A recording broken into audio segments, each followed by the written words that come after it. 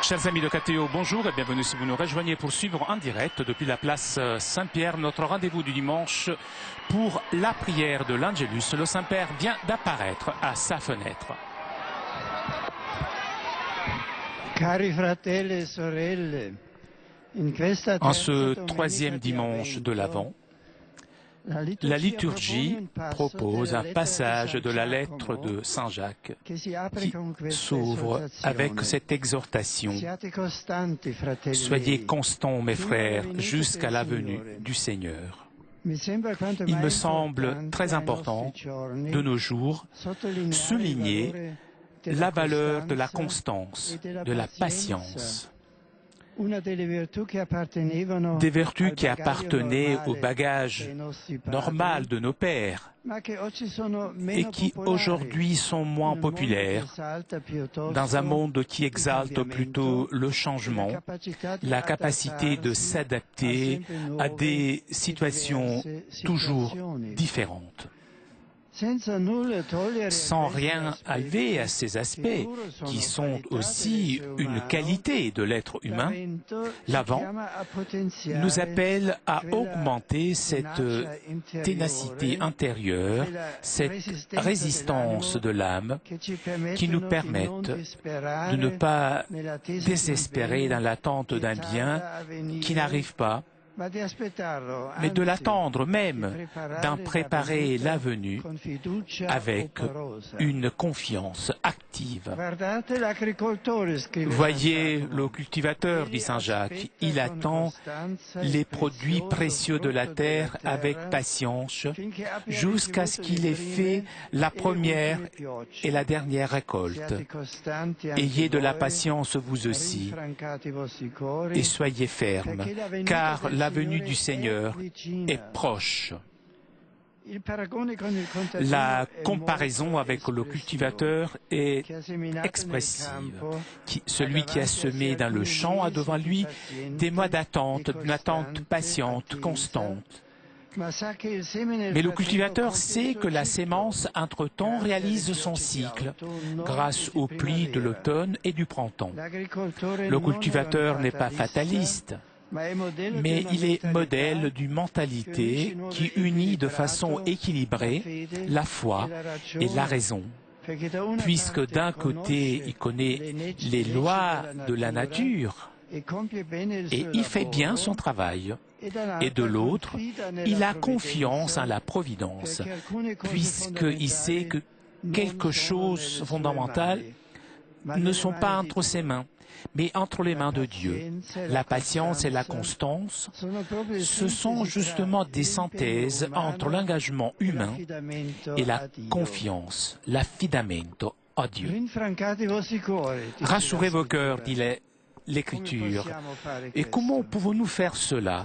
Comment pouvons-nous rendre plus forts nos cœurs, cœurs qui sont plutôt fragiles et rendus encore plus instables par la culture dans laquelle nous sommes immergés? Eh bien, les aides ne manquent pas. L'aide, c'est la parole de Dieu. En effet, alors que tout passe, tout change, pantarei. La parole du Seigneur ne passe pas.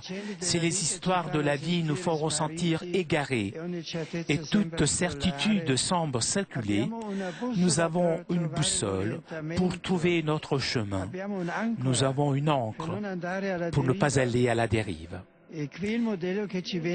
Voilà le modèle qui nous est offert. C'est le modèle des prophètes, c'est-à-dire celui des personnes que Dieu a appelées afin qu'ils parlent en son nom.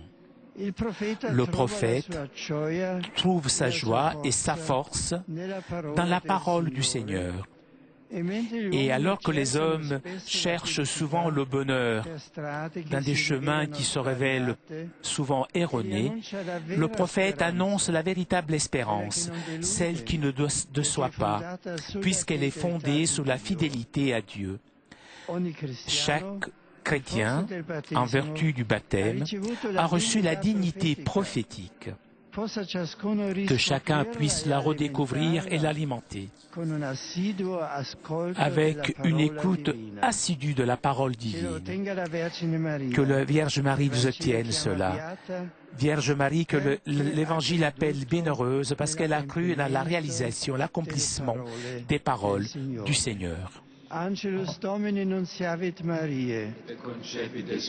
Ave Maria, gratia plena Dominus tecum, benedicta tu in mulieribus et benedictus fructus ventris tui, Iesus. Santa Maria, Mater Dei, ora pro nobis peccatoribus, nunc et in hora mortis nostre. Amen. Ecce ancilla Domini. Fiat mi secundum verbum tuum. Ave Maria, gratia plena Dominus tecum, benedicta tu in mulieribus et benedictus fructus ventris tui, Iesus. Santa Maria, Mater Dei, ora pro nobis peccatoribus, nunc et in hora mortis nostre. Amen. Et verbum caro factum est. Et habitavit in nobis. Ave Maria, gratia plena Dominus tecum, benedicta tu in mulieribus et benedictus fructus ventris tui, Iesus. Santa Maria, Mater Dei, ora pro nobis peccatoribus, nunc et in hora mortis nostre. Amen. Ora pro nobis Sancta Dei Genitrix. Digni efficiamur promissionibus Christi. Oremus, gratiam tuam faciamus Domine,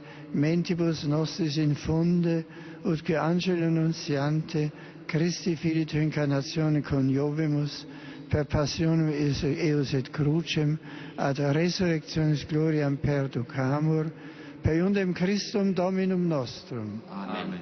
Gloria Patri et Filio et Spiritui Sancto. Sicut erat in principio et nunc et semper et in saecula saeculorum. Amen. Gloria Patri et Filio et Spiritui Sancto. Sicut erat in principio et nunc et semper et in saecula saeculorum. Amen. Gloria Patri et Filio et Spiritui Sancto. Sicut erat in principio et nunc et semper et in saecula saeculorum. Amen. Pro fidelibus defunctis requiem aeternam dona eis Domine. Et lux perpetua lucet eis. Requiescant in pace. Amen. Sit nomen Domini benedictum. Ex hoc nunc et usque in saeculum. Adiutorium nostrum in nomine Domini. Qui feci celum et terra. Benedicat vos omnipotens Deus, Pater et Filius et Spiritus Sanctus. Amen. Grazie.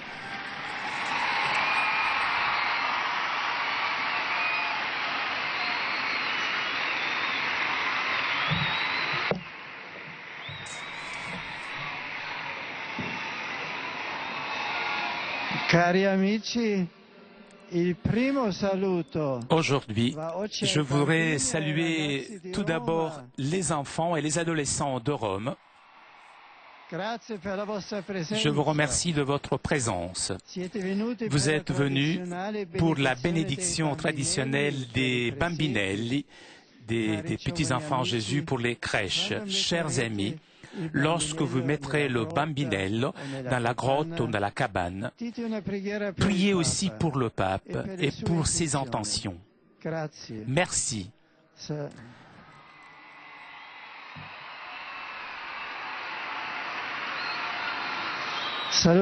Je salue aussi vos parents, les professeurs, les catéchistes. Je remercie aussi le Centre des oratoires de Rome. Je vous remercie vraiment. Je vous remercie pour cette initiative. Et je salue aussi les amis de l'hôpital pédiatrique Sainte-Marthe. Je voudrais rappeler aussi que jeudi prochain, dans l'après-midi, 16 décembre, dans la basilique de Saint-Pierre, je célébrerai la liturgie des vêpres avec les universitaires des universités de Rome en préparation de Noël. Je salue cordialement les pèlerins francophones. Ce troisième dimanche de l'Avent est celui de la joie, car le Seigneur est proche. Il vient inaugurer une humanité nouvelle. Notre allégresse est appelée à anticiper la joie plénière que nous vivrons avec le Christ dans l'éternité. Puisse la Vierge Marie aider tous les peuples de la terre, et particulièrement les chrétiens, à ouvrir les portes au Christ et à son évangile de paix et de joie, de fraternité et de justice. Bon dimanche et bon pèlerinage à tous. I welcome also English-speaking pilgrims and visitors present for our Angelus prayer. The liturgy of this third Sunday of Advent, marked by joyful expectation of the Lord's coming, invites us to open our eyes to the many signs of Christ's saving power in our midst. May these days of preparation for Christmas be for all of us a time of attentiveness to God's Word, genuine conversion, and interior renewal. Upon you and your families invoke joy and peace in Jesus, our Savior. Ein herzliches Grüß Gott sage ich den Pilgern und Besuchern aus den Ländern deutscher Sprache. Im heutigen Evangelium offenbart sich Jesus Christus als der von den Propheten verheißene Messias. Er ist die Erfüllung der tiefsten Sehnsucht des Menschen. Dort, wo Jesus ist, bricht das Reich Gottes in unsere Welt herein. Blinde sehen wieder, Lahme gehen, Aussätzige werden rein und Taube hören. Tote stehen auf und den Armen wird das Evangelium verkündet. In der Gegenwart Jesu finden wir Heilung und Glück. Diese Zuversicht schenkt uns Freude in der Erwartung des Herrn. Gott segne euch alle. Saludo con afecto a los peregrinos de lengua española presentes en esta oración mariana. En este tercer domingo de Adviento, la liturgia nos invita con insistencia a la alegría en el Señor, que la intercesión amorosa de Santa María, que bajo la advocación de Nuestra Señora de Guadalupe es invocada fervientemente como madre por los hombres y mujeres del pueblo mexicano y de América Latina, aliente este tiempo de gozo, esperanza y fomente el inudible ejercicio de la caridad con los más necesitados. Feliz domingo. Saúdo con amizade os fiéis das paróquias de Barcarena, Emília Rado, na Patriarcado de Lisboa, e demais peregrinos de língua portuguesa. Agradecido pela presença orante, desejo que esta romagem confirme a vossa adesão a Cristo. Confiai no seu poder, deixai agir a sua graça. Por modelo e proteção, tomai a Virgem Mãe.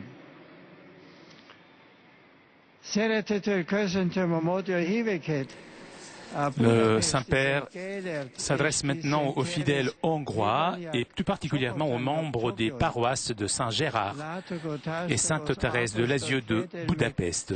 Que votre visite auprès des tombes des princes des apôtres vous fortifie dans l'œuvre de la nouvelle évangélisation.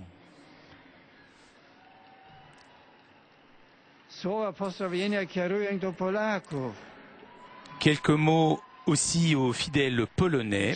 Dans la liturgie d'aujourd'hui, Saint Jacques nous dit « Soyez patients, rassurez vos cœurs, puisque la venue du Seigneur est proche. » Cette affirmation nous encourage et nous remplit de paix lorsque, dans le temps de l'Avent, nous nous préparons à la rencontre avec le Christ qui vient.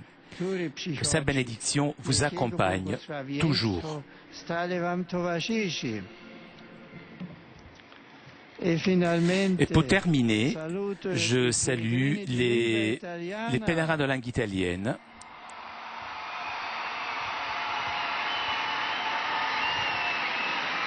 In particolare, et je salue tout particulièrement les fidèles de différentes villes d'Italie. Oria e Brindisi Ostuni, la Scuola Ravasco di Pescara. Je salue aussi les enfants venus de Urbino, ces enfants qui ont reçu la première communion, le personnel de l'hôpital Saint-Joseph de Santa Maria Capovetere près de Naples, la police municipale de Agropoli, toujours à côté de Naples, et les groupes de prière mariale venus de différentes régions d'Italie. Je vous souhaite à vous tous un bon dimanche, une très bonne semaine. Bon dimanche. Chers amis, nous arrivons à la conclusion de notre liaison avec Rome. Un grand merci à CTV Telepace pour ces images, ainsi que à Salimane qui était aujourd'hui à la technique. Je vous souhaite un très bon dimanche, une très bonne semaine et à très bientôt sur KTO.